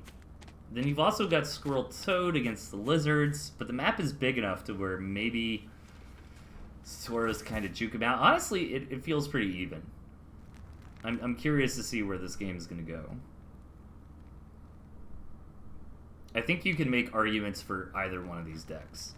But the map gen definitely looks better for Satoros here. I mean, look at this line of Gristmills here over the side. You cannot complain about that. Meanwhile, Cactus really only has like one base that I feel like is quite worthwhile. Like, yeah, there's a space right here, but it's kind of in the middle of the map. It's pretty close to Satoros. If Cactus is able to hold this base as a third, I like this a lot, actually. This is risky, but it makes sense. And hold on, I'll touch on that in a second. Cactus is going to poke in, just kind of clear this campfire and back out. Is going to have the healing territory available in just a moment. But what's nice about taking the space is it's really similar to why Zerg and Brood War, you know, will expand, like on a 4-player map, they'll expand on the natural, right, of another main base. Because that makes the main base free. And that's essentially what Cactus is thinking here. Like, hey, if I can get established right here for my natural, this third base is free later on. Because I've already kind of claimed dominance on this map position. Whereas if it was the other way around, like, yeah, securing this as a second base is easier, but later on in the game, it's going to be a lot harder to claim that territory. So bold move from Cactus here, kind of high risk, high reward style play. Now, how are we doing on scouting on both sides? I think Satoros just got a nice run around. Did not scout the Falcons, but Cactus trying to hide those the best he can. Meanwhile, Cactus hasn't really been able to do a deep dive into the opponent. Keep in mind, in the Boss 2 matches, both players know what the opponent's deck is, right? Which is not status quo for Tooth and Tail. You queue up on the ladder, you know, you play against somebody random, you have no idea what they're bringing to the table. But Cactus knows the opponent has Lizards, so I think that's part of the reason Cactus hasn't been able to dive in here and really get a full scout, because anytime that you do this sort of thing, you're opening yourself up to getting counterattacked by Lizards. There though, Cactus kind of saw that Satoros' commander was here by the natural, you know, not somewhere crazy like running Lizards around, that sort of thing. But Satoros is actually kind of evolving in this game a little bit better. Has a stronger economy and has a stronger tech as well. Kind of skimping out on the tier 1 at the moment. Nice poking from Cactus here. Needs to be careful about those snakes. I feel like, yeah, these Falcons are getting tagged by the snake. But here we go. Dang, those Toad hits were insane. So much of Satoros' army suffering AoE damage there. Satoros with some good target fire, though, able to get those snake stacks on the Falcons. And we have a pretty nice trade here. Ooh, that is rough, losing that last Falcon at the end. Yeah, look at that trade, man. Very, very close. I mean, of course, keep in mind when you're looking at this graph, Cactus did start out with a higher army value, but I feel like if Cactus wouldn't have lost that last Falcon, he'd be in a better spot, of course. Like, if you subtract that last Falcon from the equation, I feel like it was a pretty even trade. It looked really strong from Cactus on the get-go. And to be honest, man, if I was Cactus, I'd probably think about, like, swapping these Toad to Squirrel ratios, right? Like, you gotta have some Squirrels. I mean, they're nice, like, bread and butter grunt unit, kind of soak some damage on the front. But I feel like he needs more Toads. Because these big clumps of tier 2 that Taurus is building into are going to be very susceptible to AoE here.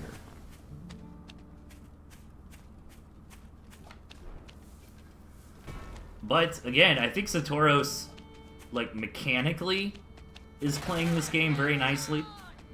He's got a lead on the economy, got a lead on the tech, and is going to have an easier time getting to the base number 3, base number 4. Well, I guess base number 3 is also pretty easy for Cactus, but if we get into a late game here, like, we're pretty much in the mid game at the moment. It's kind of hard to tell with Tooth and Tail for reasons I could talk about for hours. But here we go, another big engagement here. So much good skunk gas this time around. The Toads not getting crazy good connections. But we have kind of entered a proper mid game, and if we get to the late game, it's gonna be very Satoru's favored because he does have access to this 4th mill, and it's kind of a red herring for new players to think something like, oh, well, that's OP in Satoru's favor, but it really isn't. It's just, again, like, kind of back to that beatdown concept I was talking about earlier, where Cactus has to recognize he's the beatdown in this matchup. You know, Cactus has to realize, okay, I've got to find a way to end this game before we get to that late game, before that 4th base is really going to come into play. Another engagement here, some nice toe connections, but doesn't quite have that critical mass of toes, man. I feel like Cactus needs to build up to like 15 toes or something. I don't know. It's kind of rough because the skunk gas also deals a lot of damage. I mean, 4 skunk, 6 8, you know, that is tough to deal with. And Satoros is going to take it. Nice. So another challenger making it through stages 1 and 2 undefeated.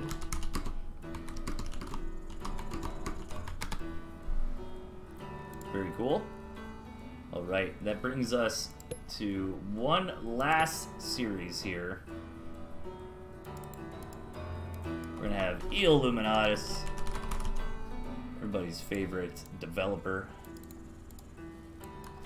versus Tander Draco.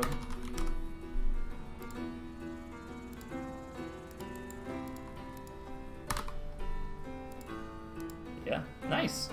So we actually got to every match tonight, which is good. Sweet. And yeah, give me a very brief break. I gotta deal with my cats for a moment. But yeah, I'll be right back.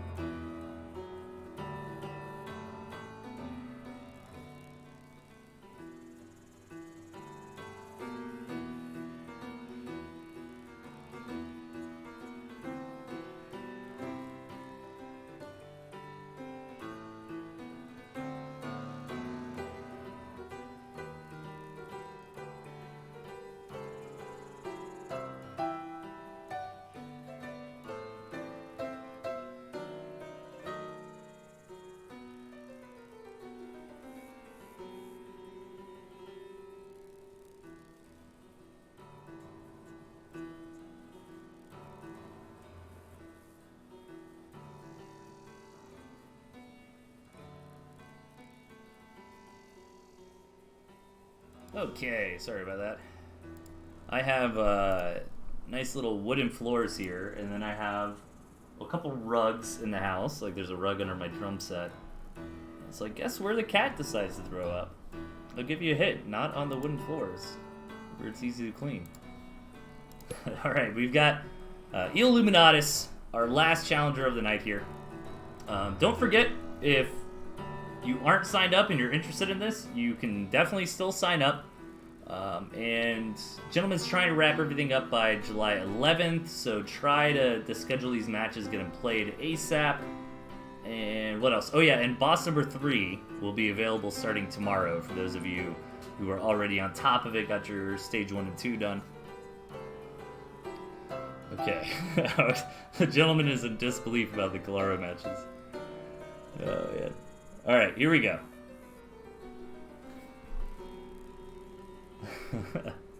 Let's get into game 11, I suppose. Illuminatus versus Tander Draco.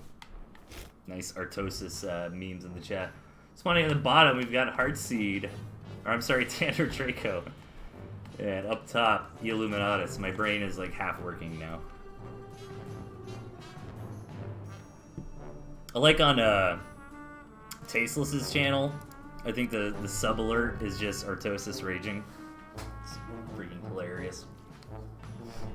I don't watch those guys' streams as much as I should, but I watch the Africa TV content like a fiend. Okay, so what do we got here? Solid looking decks from both sides. Again, no Swift units, so we're good there. Tander not going for the Mole Rush.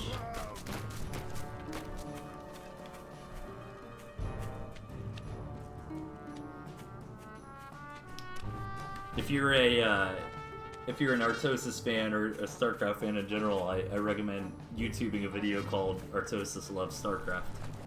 It's quite good. I actually found out about this game because of Artosis.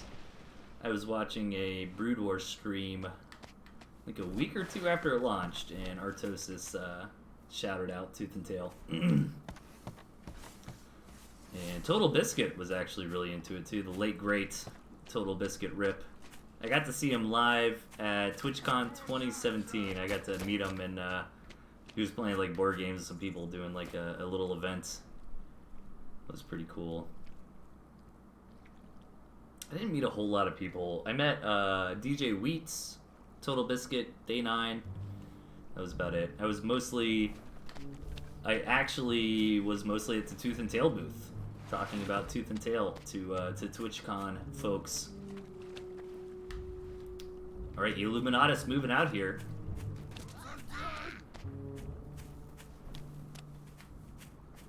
I'm gonna think twice about it. Did he scout the tier 2? Did scout the tier 2. Did Tander scout the tier 2 yet? No, but Tander doesn't know that Eel is on 2 bases. So at this position, I like Eel's spot better.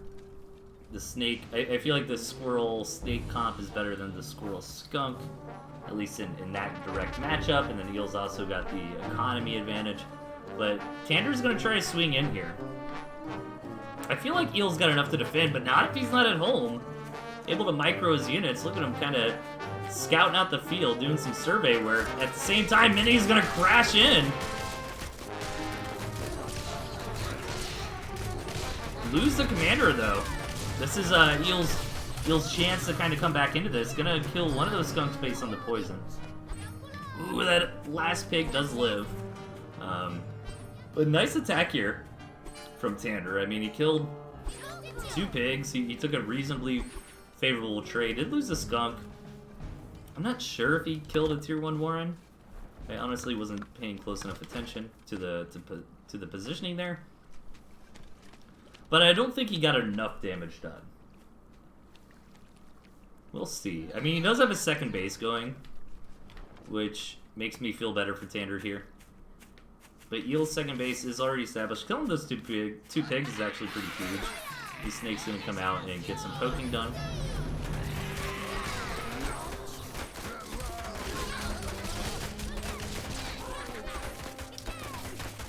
And Tander's actually gonna lose his commander again based on the snake poison. Okay, Eel's gonna be able to abuse some micro. He keeps these snakes alive. That 4 HP snake would have never lived if Tander's commander did not die. But still, Tander is able to come in here and knock out a few more pigs. And this kind of damage is going to add up. Like, yeah, he lost the skunk, but that's definitely worth it this time around. I like this attack a lot better for Tander than I like the first one. But this counterattack from Eel is actually pretty scary here. 4 cams on the front line can soak so much damage, especially with the pigeons. But no, Eel's actually going to take it back home. Throw down a badger? Yeah. Okay. Ooh, Tander's got a badger as well. Oh, Tander's badger is ahead of Eel's by a pretty significant amount. Well, maybe not. It's like about 20 seconds ahead.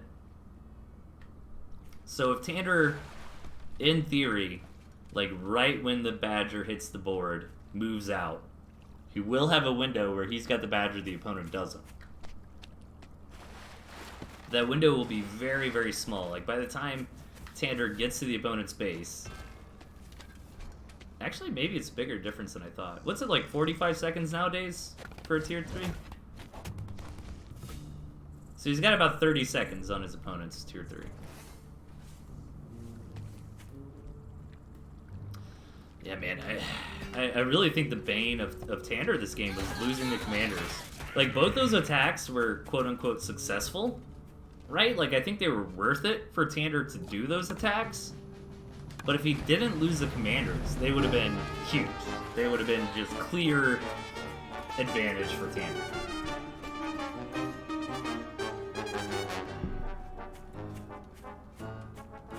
Yeah, here comes the battery. Yeah, Tander's not wasting any time. Eel knows. Did Eel actually scout the battery? He didn't. His star sense is tingling though. He knows he's under pressure. Throws down those turrets. And now the battery is here for Eel. So yeah, that window is very, very small. Kind of parallel thoughts here from both players. Realizing it's time for the tier 3. Yeah, both players have snakes available. Tander actually pushing in.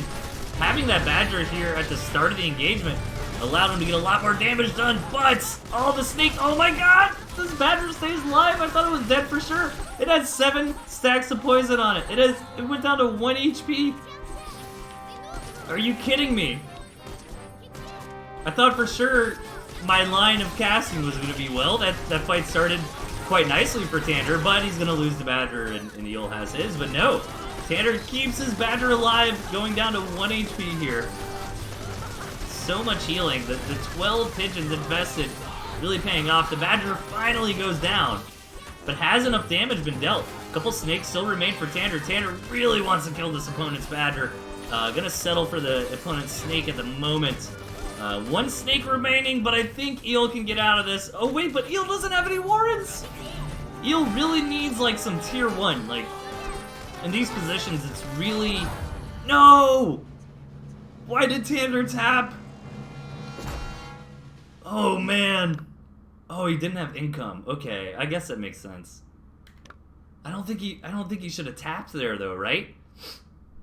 Because the point I was gonna make was like, obviously tier 2 is really good. You start building a bunch of tier 2, but when you're in those scrappy situations, you need tier 1 because tier 1 is what's gonna reinforce quite quickly. And Eel had none of it. He had no tier 1 Warrens left. He had 2 tier 2 Warrens on the board. Maybe I'm crazy, but I feel like Tander actually probably would have won that game. Yeah, Tander had done so much. Yeah, I agree. Okay, gentleman's confirming I'm not crazy. But nicely done by Eel. Manages to advance on. He's gonna go up against Cactus here. Like, I feel like Tander tapping there would have made sense if Eel had tier 1 Warrens, right? But Eel didn't. So he had literally nothing to reinforce.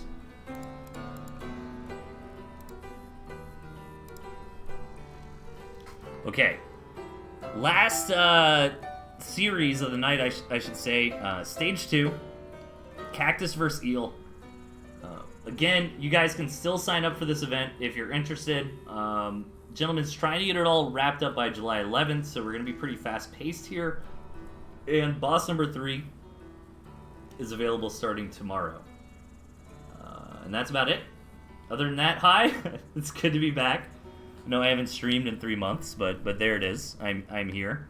I don't have plans to do, like, scheduled feast kind of stuff right now. My life is pretty hectic, but I do want to continue casting 2021 Duels or other events and that sort of thing. That's kind of where my mindset is at the moment. Okay, let's get into it. Last series of the nights, Cactus vs. Eel. Deck size of 3 with a ban and draft phase. And Cactus with this mole wire turret deck again. Really? Out the gate, man. And meanwhile, Eel with Toad, Pigeon, Snake.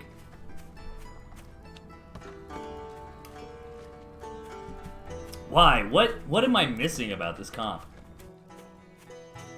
I don't understand. This time there's no flying units. I wonder what units were banned. We need to wake up Eel. I know he lives somewhere in Europe and it's super late right now. But we need to just like blow him up on Discord until he tells us what units were banned. No, don't do that. I'm just kidding. 5-farm Pigeon here from Eel. Was that a mistake? Did he mean to build Toads? 4-farm Mole Rush from Cactus. Keep in mind, this is a really weird format for this stage. Both players know what units are in their opponent's decks.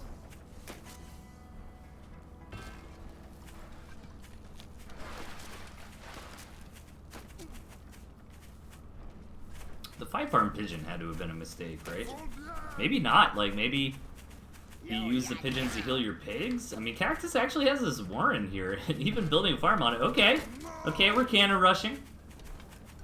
I dig it. Toad gonna hit that turret, but it's not gonna be enough. Prince F would be proud. Oh, the Toad with the healing! I love seeing Toads get healed by pigeons.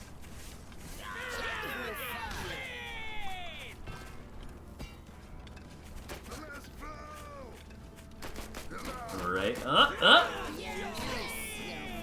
don't know, man. Cactus might be a little bit greedy with his turret placement. Maybe you should build kind of like the backline defending turret to kind of leapfrog up. But so far this is working. He's got a turret in a nice position. I think if he builds a turret like here and this one tile ahead, I don't know if that hits this pig. It'd be damn close. I think if this pig like walked to this corner and there was a turret right here, he'd shoot it, right? That looks about to be the range. Okay, snake's on the way for heal. Makes perfect sense.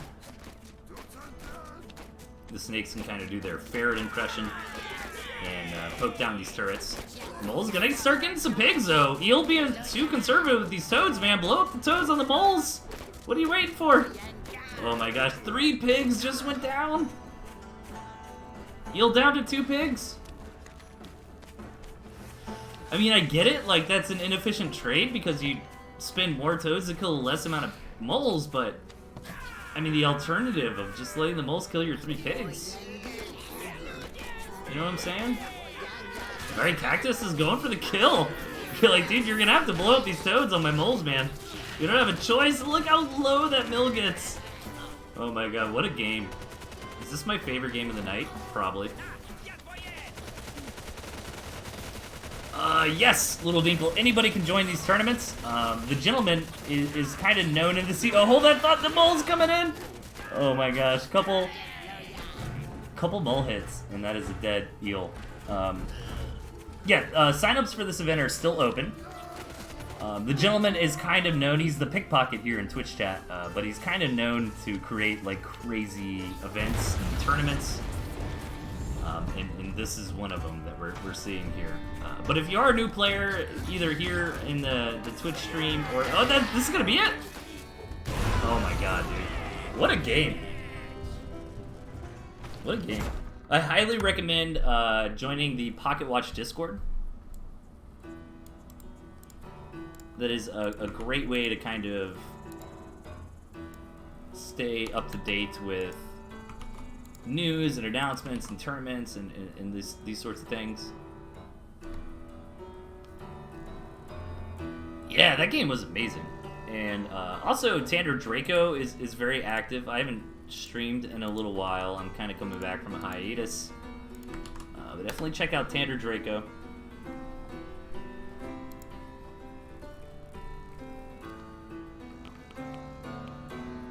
Man, what a game. Okay, so Eel lost that one. I think it comes down to Eel just really not wanting... Eel, a sucker for cost effectiveness. I can't blame him, because I am also a sucker for cost effectiveness, but just really didn't want to commit. There was a point where Cactus was kind of marching around with like 3 or 4 moles, and Eel had like 6 toads, and just didn't want to make that trade. But he let Cactus get too much work done, man.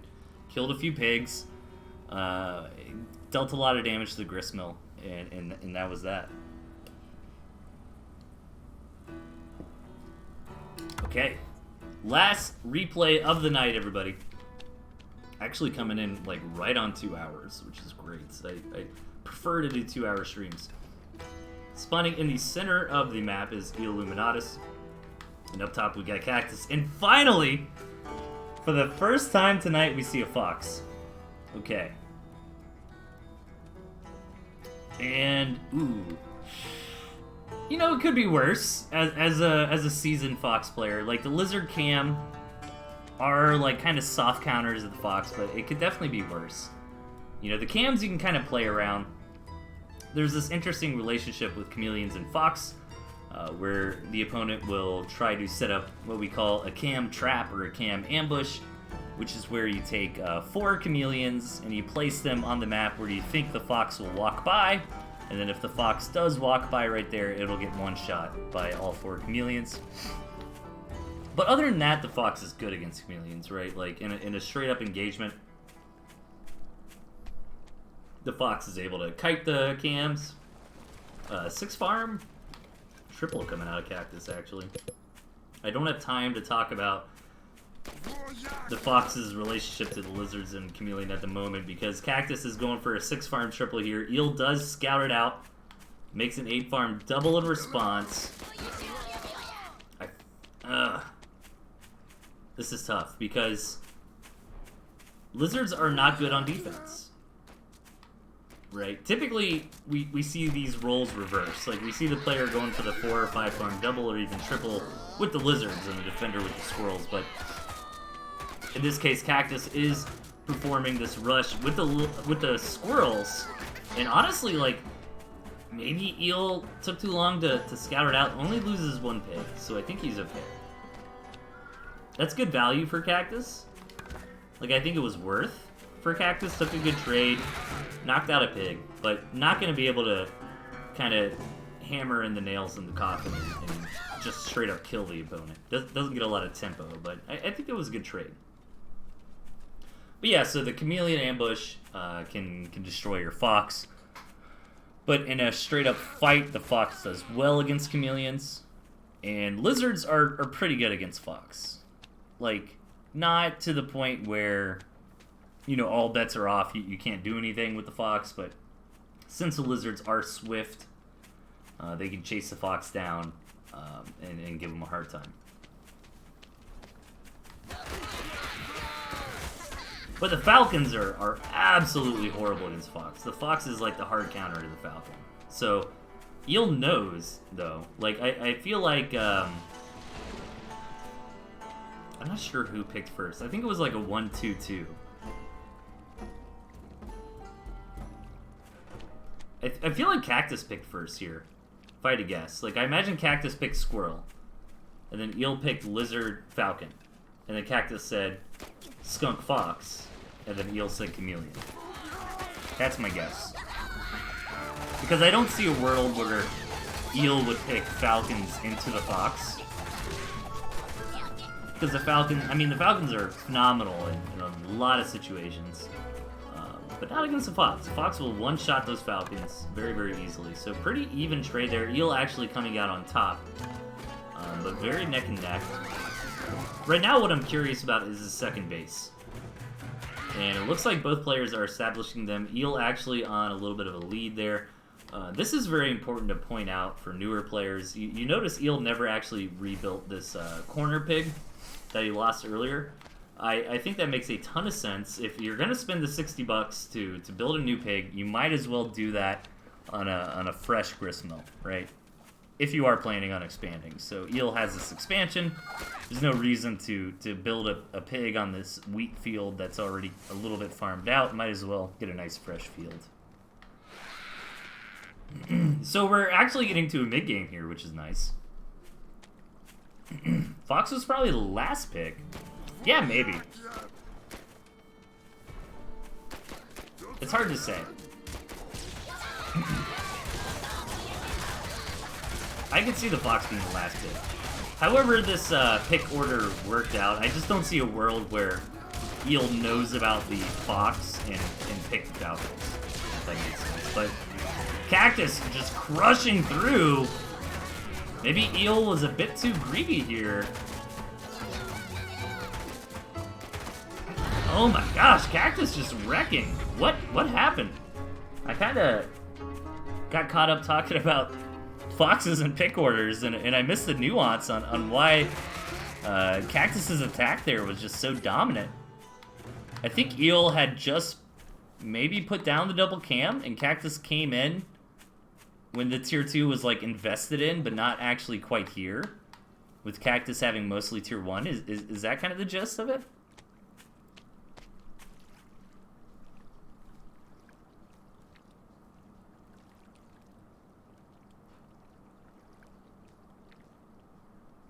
Oh yeah, we're playing with like very specific rules that the gentleman met up. This does not represent regular Tooth and Tail. What we're seeing here, this is part of a special. I like to think of it as like board game kind of. This is like a board game Tooth and Tail event that the gentleman concocted.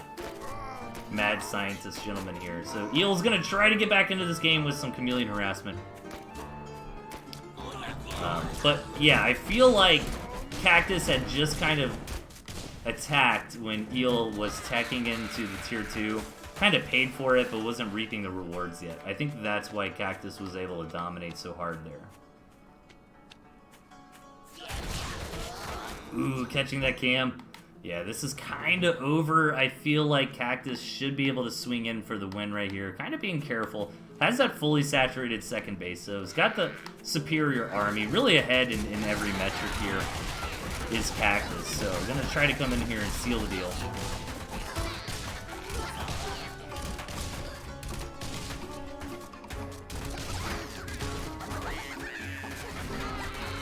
Oh my god, how is Eel holding on, dude? Chameleons are so strong. 1 HP, Chameleon! Sign my mouse pad, Eel. Alright, but Cactus is just gonna Walmart his opponent at this point, right? Like, Eel's just like this privately owned bike shop, you know, in a small town in the middle of the state. It's like, well, you know, I'm not making too much, but I'm making an honest living, and then Cactus is the Walmart that just gets plunged down right next door. Selling bikes for half the price, man. Making twice the money. Dude, but Eel has such a good army comp. His bikes are so good. He's got better bikes than what they offer at Walmart, but in the end, cannot succeed. That's the story of capitalism. Yeah, man. Cactus just out-moneyed his opponent at the end there. Nice try by Eel. So I feel like it was Eel 1-0 stage 1, and then 0-2 stage 2. Nice. Alright everybody, thank you so much for tuning in. Again, I know I've been on a hiatus for a few months. Definitely check out Tandra Draco, check out Kipo.